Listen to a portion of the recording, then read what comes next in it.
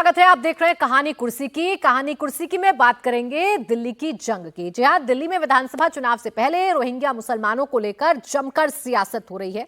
BJP ने vote bank के लिए आप पर दिल्ली में रोहिंग्या मुसलमानों की मदद का आरोप लगाया है, तो अब आम आदमी पार्टी ने पलटवार किया। आपने कहा कि उनकी सरकार दिल्ली के लोगों का हक रोहिंग्याओं को नहीं देने देगी। इस मुद्दे पर आप और बीजेपी आमने सामने आ गए हैं। मामला बढ़ा तो अब सरकार को भी याद आ गया है कि स्कूलों में बाकायदा आदेश जारी किया जाए। दिल्ली की मुख्यमंत्री आतिशी ने एक आदेश जारी कर दिया है कि अब दिल्ली में जो बच्चे स्कूलों में पढ़ने जा रहे हैं उनके दस्तावेजों को चेक किया जाए, प्रॉपर आधार कार्ड की चेकिंग किया जाए, ताकि ये पता चले कि कोई रोहिंग्या तो कहीं एडमिशन नहीं ले रहा है। कैसे सियासी वार पलटवार हो रहा है एक दूसरे पर, सुनिए। इन लोगों के ऊपर देशद्रोह का आरोप चलना चाहिए। इन लोगों के ऊपर देशद्रोह का केस चलना चाहिए और ऐसे लोगों को कहीं से भी नहीं बख्शा जाना चाहिए।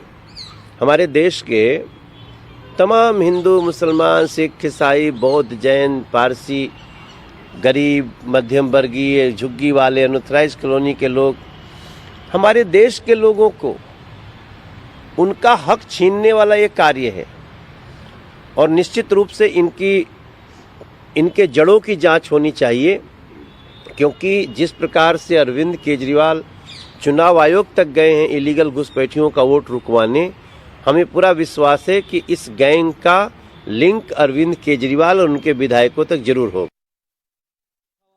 जो सारे लोग होते हैं ये किस पार्टी के वोटर हैं, ये कोई भी, चाहे वो बांग्लादेशी हो, चाहे वो रोहिंग्या हो, ये भारतीय जनता पार्टी को कभी वोट नहीं करते हैं। ये हमारे देश के दुश्मन हैं। तो ये जो हमारे देश की दुश्मन पार्टियां हैं, चाहे वो आम आदमी पार्टी है, चाहे वो कांग्रेस है, चाहे वो टीएमसी है, ये सारे लोग इन्हीं पार्टियों को सपोर्ट करते हैं और यही पार्टियां होती हैं जो इनको संरक्षण देने का काम करती हैं। ये कहां से लेके आती हैं, कैसे इनके आधार कार्ड, कैसे फेक वोटर कार्ड, कैसे फेक राशन कार्ड इनके बन जाते हैं। और जो दिल्ली के मूल निवासी हैं, जो गरीब निवासी हैं, उनका राशन कार्ड नहीं बनता, मगर ये लोगों के आराम से बन जाते हैं, क्योंकि यहाँ के आम आदमी पार्टी के विधायक उनको सपोर्ट करते हैं, उनके लिए खड़े हो जाते हैं और अगर वो जरूरत पड़ती है तो उनके लिए कोर्ट में वकील भी देते हैं। तो ये केजरीवाल का अभी जो है अपना धीरे धीरे खुलासा हो रहा है सारे षड्यंत्र का। बॉर्डर सुरक्षा किसकी जिम्मेदारी है? अगर देश में कहीं भी रोहिंग्या हैं तो कैसे घुस रहे हैं? सीधे तौर पे अमित शाह जी अकाउंटेबल है, क्योंकि वो देश के गृह मंत्री हैं। दिल्ली में अगर कहीं रोहिंग्या हैं तो सीधे तौर पे जिम्मेदारी हरदीप पुरी जी की है, जिन्होंने 17/8/2022 को सार्वजनिक तौर पे ट्वीट करके बकायदा पीएमओ को टैग करते हुए कहा कि वो दिल्ली के बक्करवाला में रोहिंग्या को बसा रहे हैं। बॉर्डर सिक्योरिटी, बॉर्डर सुरक्षा का मसला सीधे तौर पे गृह मंत्रालय के अंडर आता है। ये भी हर कोई जानता है कि कोई सीधा दिल्ली में प्रवेश कर ही नहीं सकता, उसको बहुत सारे स्टेट्स एंटर करके दिल्ली आना होगा। सीधे तौर पे internal border security, external border security Amit Shah ji की जिम्मेदारी है। सीधे तौर पे हरदीप पुरी जी ने उनको दिल्ली में बसाया है, उनसे सवाल पूछे ही जाने चाहिए।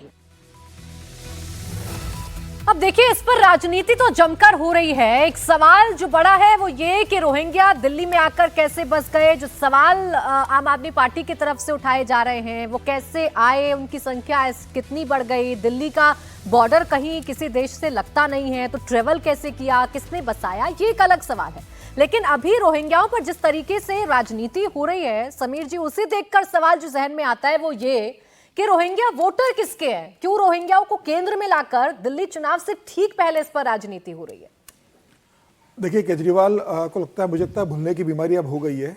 2020 का एक वाकया है कि जब 2020 में एलजी ने कहा था कि दिल्ली में रोहिंग्या की जांच करवाई जाएगी, यहाँ पे कुछ खबर आ रही है कि बाहर के लोग आकर यहाँ रह रहे हैं, तब केजरीवाल ने एक बड़ा आरोप लगाया था कि भारतीय जनता पार्टी गरीबों को, पिछड़े लोगों को, दलितों को यहाँ से बाहर भगाना चाहती है और उन पर रोहिंग्या का ब्लेम लगाकर अपने वोट साधने की कोशिश कर रही है।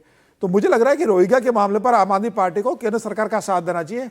एलजी वीके सक्सेना ने बहुत स्पष्ट कहा है और पुलिस को जांच के आदेश दिए कि वह तमाम एरियाओं में जाए जहां रोहिंग्या रहवासी रह रहे हैं, उनके डॉक्यूमेंट्स चेक करें और गलत तरीके से बने हुए हैं तो आइडेंटिफाइड करें और ऐसे लोगों को दिल्ली से बाहर करने की व्यवस्था सुनिश्चित की जाए।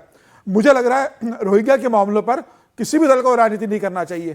केजरीवाल और खास तौर से जो ये आरोप लगा रहे हैं बार बार कि भारतीय जनता पार्टी रोहिंग्या को यहाँ पर लाकर बसाती है, उन्हें मकान दे रही है, उन्हें राशन कार्ड बना रही है, उनका आधार कार्ड बनाकर उन्हें अपने वोट बैंक में जोड़ रही है, तो केजरीवाल फिर इसके प्रूफ भी केजरीवाल को साथ में लेकर आना चाहिए।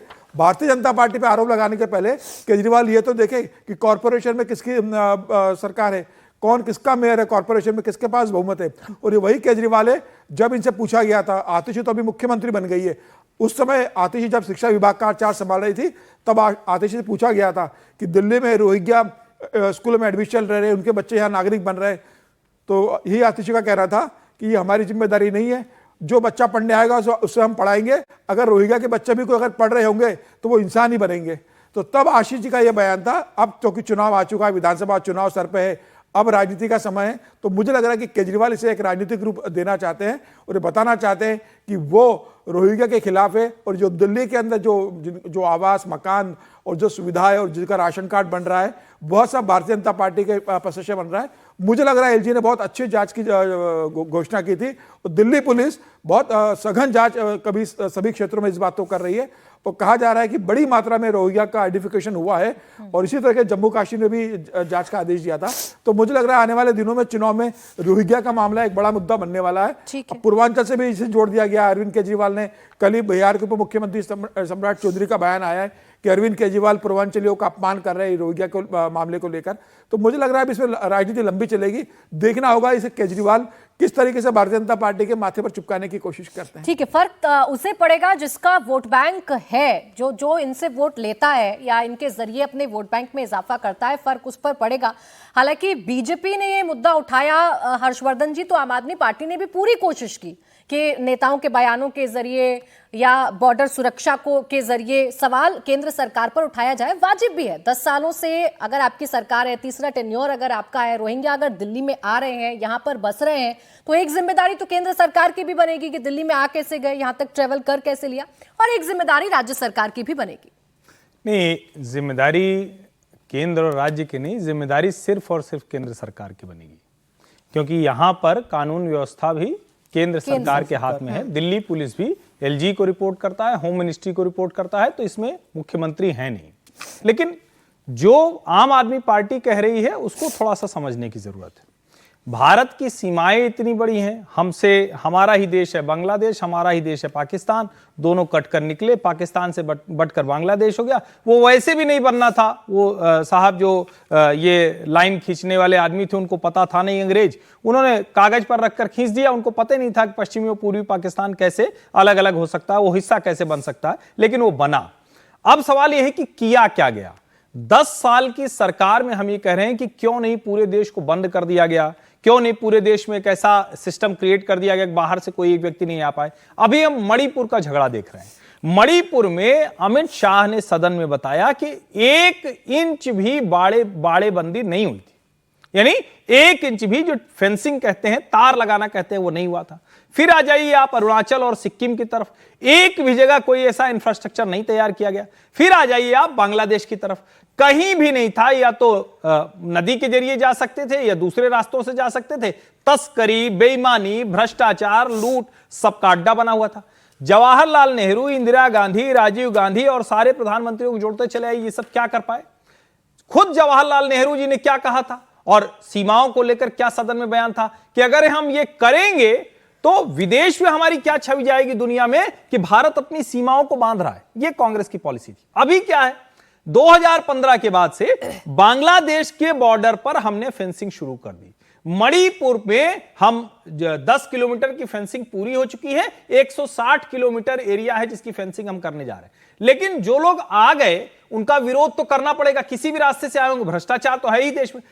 पश्चिम बंगाल की सरकार कहती है कि हम तो सबको एक समान अधिकार दे देंगे। 2005 में यही ममता बनर्जी वो सोमनाथ चटर्जी जी के ऊपर कागज फेंक देती हैं वेल में जाकर, सदन में जाकर। आज वो कह रहे हैं कि हम सबको अधिकार देंगे। झारखंड में जब भाजपा मुद्दा उठाती है तो हेमंत सोरेन कहते हैं कि नहीं नहीं, उनके मंत्री एक आ जाते हैं, और तो और जम्मू कश्मीर से जो कांग्रेस के प्रभारी आते हो तो घुसपैठिया हो तो भी 400 में सिलेंडर दे रहे थे। तो जब इस तरह की मानसिकता हो और जब रोहिंग्या और बांग्लादेशियों का घुसपैठ का विरोध भाजपा के लोग और भारत के लोग करते हैं, तो जो हर शहर में रैली निकालते हैं वो कौन लोग होते हैं? हैदराबाद, जोधपुर, जयपुर, इलाहाबाद, दिल्ली, मतलब देश का कोई इलाका नहीं है, मंगलोर, बेंगलुरु। तो तब समझ में आता है, मुर्शिदाबाद जहां पूरे दिन इस तरह के प्रदर्शन होते रहे, तब समझ में आता है कौन किसके साथ खड़ा है। और भैया एलजी साहब के कहने पर ही तो ये जो तस्वीर में दिख रहे हैं, जो इंडिया टीवी की स्क्रीन पर आपको नजर आ रहे हैं, ये पुलिस वाले जा जाकर खोज रहे हैं। जब नाम कट रहा है तो आप कह रहे हैं कि ना ना हम तो महिला सम्मान योजना लाएंगे, नाम डलवा लो अपना जल्दी से, नहीं तो योजना का लाभ नहीं मिलेगा। तो किसकी नीयत गड़बड़ है? वो तो वोटर लिस्ट को लेकर भी शुरुआत से सवाल खड़े कर रहे हैं। अरविंद केजरीवाल चुनावों के ऐलान से पहले ही पूरी तरीके से एक्टिव मोड में है। अरविंद केजरीवाल कह चुके हैं कि उनके वोटर्स के नाम काटे जा रहे हैं। रोहिंग्या पर कार्रवाई हो रही है विजय जी, तो सरकार, राज्य सरकार कह रही है जी होनी चाहिए, खुद भी फैसले ले रही है।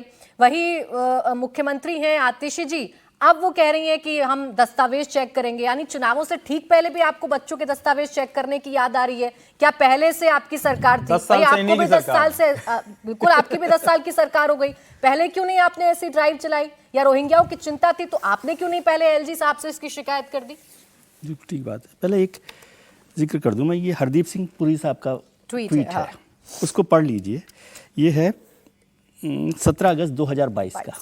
वो सेंट्रल मिनिस्टर के तौर पर, अर्बन डेवलपमेंट मिनिस्टर के तौर पर, India has always welcomed those who have sought refuge in the country in a landmark decision. All, इसमें हैशटैग है रोहिंग्याज, हैशटैग है refugees, will be shifted to EWS flats in Bakarwala area of Delhi.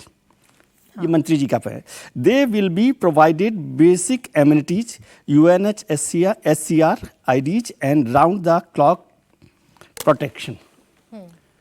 ये उन्होंने किया है, टैग किया है PMO India को, लाइक किया है अमित शाह जी ने। ये लाइक वाली बात आपने बढ़िया बताई। ये इसमें है, ये तो पेपर इस पर है। ये मुद्दा तो आम अब आदमी मुझे पार्टी भी उठा रही बताइए, है। अब इसमें किस पर बात करेंगे? और हरदीप पुरी साहब को मैं बहुत समय से जानता हूँ, वो डिप्लोमेट भी रहे हैं, हाँ। UN में भी वो रहे हैं, ठीक है। तो सवाल ये है, और फिर जैसे अभी चर्चा हुई कि भाई पुलिस व्यवस्था जो है, रोहिंग्या कहीं से भी आते हो, वहाँ भी भारत सरकार के होम मिनिस्ट्री का वो है जिम्मेदारी, BSF की है। या और दिल्ली में भी BSF की, मतलब दिल्ली पुलिस जो है होम मिनिस्ट्री के अंडर में आती है। तो 10 साल से अरविंद केजरीवाल जी नहीं कर रहे, वो तो पॉलिटिक्स करते ही हैं, इसमें भी कोई बात नहीं है। 10 साल से दिल्ली पुलिस ने क्यों नहीं की उनकी जांच? 10 साल से तो आपकी सरकार है, ठीक है। और MCD भी 10 साल से, 15 साल से भारतीय जनता पार्टी के पास थी। तो कुल मिला के, चाहे वो आम आदमी पार्टी हो, भारतीय जनता पार्टी हो, सब लोग अपने वोट के लिए कुछ नहीं कर रहे। आप सोचिए, अभी झारखंड का जिक्र हुआ, झारखंड में भी वो बहुत बात हुई थी कि घुसपैठिए आ गए, घुसपैठिए दामाद हुए, क्या नतीजा आया? चुनाव में आपका वो इशू नहीं चला ना। नहीं चला। और रोहिंग्याज यहाँ पर दिल्ली में होंगे ना, तो उसकी टोटल आबादी भी दिल्ली सरकार बनाने में कोई भूमिका नहीं निभा रही। मतलब वोट के हिसाब से देखें, विधानसभा के हिसाब से देखें, या 2 करोड़ 2.5 करोड़ की आबादी को देखें, तो उसमें कोई उसका वो नहीं है। लेकिन सवाल यह है, चाहे वो आम आदमी पार्टी हो, चाहे वो भारतीय जनता पार्टी हो, या LG साहब हो। LG साहब भी तो 10 साल से सरकार चल रही है ना। LG साहब मतलब विनय सक्सेना जी आ जाए होंगे, कोई तो रहा होगा। तो रोहिंग्या को लेकर उनका स्टैंड क्या? और ये चुनाव, और मैं बता रहा हूँ, चुनाव फरवरी में खत्म हो जाएंगे, फिर आप हटा देंगे क्या इनको? नहीं, तो मैं यही समझना चाह रही हूँ विजय जी कि अगर इतनी इनकी भूमिका है नहीं सरकार बनाने में, इनके वोट से बहुत ज्यादा फर्क किसी को पड़ेगा नहीं, तो इस मुद्दे को इतना बड़ा बनाया क्यों जा रहा है? चाहे बीजेपी हो चाहे आम आदमी। ट्रिगर पॉइंट के लिए काम आता है ना, किसी न किसी इश्यू पर कोई बात की जाए तो उसके लिए काम में आता है। और वो रोहिंग्याज का मसला ही नहीं है, इसका थोड़ा सा इनडायरेक्ट है, थोड़ा सा खराब लगेगा।